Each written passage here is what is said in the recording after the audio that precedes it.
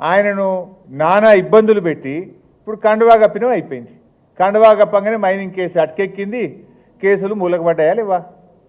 అదే రకంగా నువ్వు పల్లా రాజేశ్వర రెడ్డి గారి మీద ఒత్తిడి చేస్తున్నావు, పల్లా రాజేశ్వర రెడ్డి గారిని ఇబ్బంది పెట్టాలని చూస్తున్నావు. కానీ ఆయన నిక్కచ్చిగా నిజాయితీ కలిగిన నిబద్ధత కలిగిన నాయకుడు కనుక ఇవాళ ఆయన మీద ఎన్ని కేసులు? పల్లా రాజేశ్వర రెడ్డి గారి మీద ఈ ప్రభుత్వం వచ్చిన తర్వాత ఇప్పటి వరకు 6 కేసులు పెట్టినారు. చివరికి ఆయన భార్య మీద, ఆయన పిల్లల మీద కూడా అక్రమ కేసులు పెట్టినారు. చీమకు కూడా హాని చేయని కుటుంబం ఆ కుటుంబం అట. ఆయన భార్య, ఆయన కొడుకు ఎవరి మీదనో దాడి చేసిందట. దాడి చేస్తే దాని మీద అక్రమ కేసులు.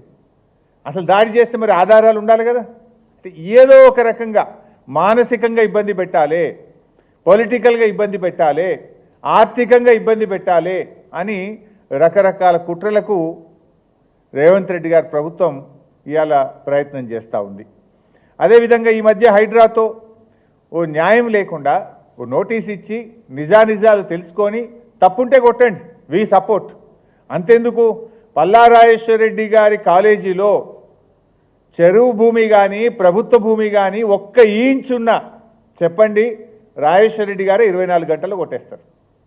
కానీ మీరు ఏ రూల్స్ లేవు, ఏ నిబంధనలు లేవు, రాత్రి వచ్చి కొట్టమంటే ఇన్స్టిట్యూషన్స్ కొట్టద్దు కదా. దాని ఎఫెక్ట్ ఎవరి మీద పడితే అక్కడ దాదాపు 1000 మందికి వైద్యం పొందుతూ ఉంటారు, అక్కడ 100 మంది విద్యార్థులు చదువుతూ ఉంటారు. ఆ ఇన్స్టిట్యూట్లను కొట్టి రాజకీయంగా పల్లాను ఎదుర్కోలేక ఆర్థికంగా ఆయన దెబ్బ కొట్టడం ఇది సరి అయినటువంటిది కాదు. ఇవాళ పల్లా గారి కాలేజ్ విషయంలో చూస్తే ఆయన మెడికల్ కాలేజ్ నిర్మాణం జరిగిన సర్వే నంబర్ 813/P 796/Pకి సంబంధించిన భూమి అది వ్యవసాయ భూమి నుంచి వ్యవసాయేతర భూమిగా కన్వర్ట్ చేస్తూ ప్రభుత్వం ఇచ్చినటువంటి ఉత్తర్వు ఇది. ఎప్పుడు 30/4/2018లో అగ్రికల్చర్ నుంచి నాన్ అగ్రికల్చర్కు ఇది కన్వర్షన్ చేసినారు. చేసినప్పుడు అన్నీ చూసే చేస్తారు కదా. అందులో శిఖం భూమి ఉన్నా FTL భూమి ఉంటే చేయరు కదా. When it is converted from agriculture to non agriculture అవన్నీ ఉన్నాయా లేవా చూసుకొనే చేస్తారు. నంబర్ 1. నంబర్ 2, ఇరిగేషన్ డిపార్ట్మెంటు అప్పుడు సర్వే చేసి చాలా స్పష్టంగా ఇందులో FTL భూమి కానీ బఫర్ కానీ లేదు అని చెప్పి ఇరిగేషన్ డిపార్ట్మెంట్ ఇచ్చినటువంటి లెటర్. ఇందులో ఎంత స్పష్టంగా చెప్పిందంటే the distance between the full tank level counter and applicant land is measured. It is to certify that the applicant land is not affected in the full tank level and buffer zone of Nadem Cheruvu. ఇంత స్పష్టంగా అందులో FTLలో కానీ బఫర్లో కానీ లేదని irrigation department కొలిచి survey చేసి అప్పుడు report ఇచ్చింది.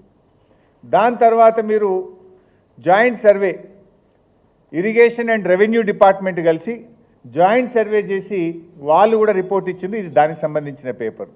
ఈ జాయింట్ సర్వేలో కూడా చూస్తే it was observed that no part of land in survey number 813 part of is coming under FTL and buffer zone area of Nadam Cheruvu, Gatkesar, Medchal district. ఒక చిన్న ముక్క కూడా FTLలో కానీ బఫర్లో కానీ రావడం లేదని రెవెన్యూ మరియు ఇరిగేషన్ శాఖలు సంయుక్త సర్వే చేసిన తర్వాత ఇచ్చినటువంటి రిపోర్ట్ ఇది. ఆ తర్వాత జిల్లా కలెక్టర్ అప్పుడు MV రెడ్డి గారు ఉన్నారు. జిల్లా కలెక్టర్ గారు కూడా ఆయన జిల్లాకు సంబంధించినటువంటి మీటింగ్, హై లెవెల్ మీటింగ్ జిల్లాది పెట్టి వారు కూడా రిపోర్ట్ ఇచ్చిండ్రు. ఇది జిల్లా కలెక్టర్ గారు ఇచ్చినటువంటి రిపోర్ట్ ఇది. ఇందులో జిల్లా కలెక్టర్ గారు కూడా ఏం రిపోర్ట్ ఇచ్చిండ్రంటే in this regard it is to inform that NOC is considered for survey number 813 by part at measuring 6 acres 20 guntas of Korremula village, Gatkesar mandal. అంటే ఈ డిస్ట్రిక్ట్ లెవెల్ కమిటీలో కూడా అందరూ ఆఫీసర్లు కూర్చొని సర్వే చేసి ఇక్కడ ఎలాంటి FTL కానీ బఫర్ భూమి లేదని ఆయన NOC కూడా జిల్లా కలెక్టర్ గారు అప్పుడు ఇచ్చినటువంటి పేపర్ ఇది. ఆ తర్వాత HMDA కాలేజీ కట్టేటప్పుడు HMDAకి వెళ్ళి HMDAలో కూడా పర్మిషన్ తీసుకున్నారు. ఆ పర్మిషన్లో కూడా సెల్లార్ ప్లస్ 6 అప్పర్ ఫ్లోర్స్కు స్పష్టంగా ఇది HMDA పర్మిషన్. HMDA పర్మిషన్తోనే కాలేజీ నిర్మాణం కూడా చేయడం జరిగింది. అంటే ఈరోజు ఇరిగేషన్ డిపార్ట్మెంట్ పర్మిషన్ ఉంది, రెవెన్యూ డిపార్ట్మెంట్ నాలా కన్వర్షన్ చేసింది, డిస్ట్రిక్ట్ హై లెవెల్ కమిటీ మీటింగ్లో జిల్లా కలెక్టర్ గారు NOC ఇచ్చిండ్రు, HMDA పర్మిషన్ ఉంది. ఇంత స్పష్టంగా ఉన్న తర్వాత ఇవాళ మీరు ఆయన మీద ఉద్దేశపూర్వకంగా ఈ కుట్రలు చేసి దాడి చేయాలని ప్రయత్నం చేయడం అనేటువంటి